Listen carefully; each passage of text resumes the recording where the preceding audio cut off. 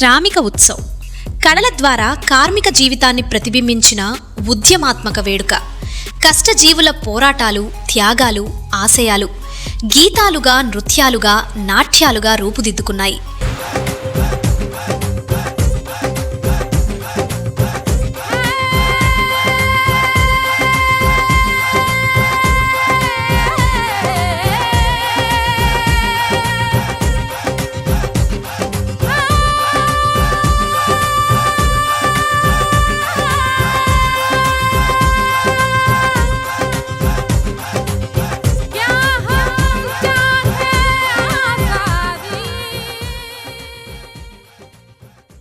కేంద్ర రాష్ట్ర ప్రభుత్వాల ప్రజా వ్యతిరేక విధానాలపై కళాకారులు గలమెత్తారు. లేబర్ కోడ్స్ వల్ల కార్మిక వర్గానికి కలుగుతున్న నష్టాన్ని సూటిగా ప్రశ్నించారు. శ్రమే జగతికి మూలం అనే సత్యాన్ని ప్రతి ప్రదర్శన స్పష్టంగా చాటింది. విశాఖలో జరగనున్న CITU అఖిల భారత మహాసభకు ముందస్తు పిలుపుగా శ్రామిక ఉత్సవ్ నిలిచింది.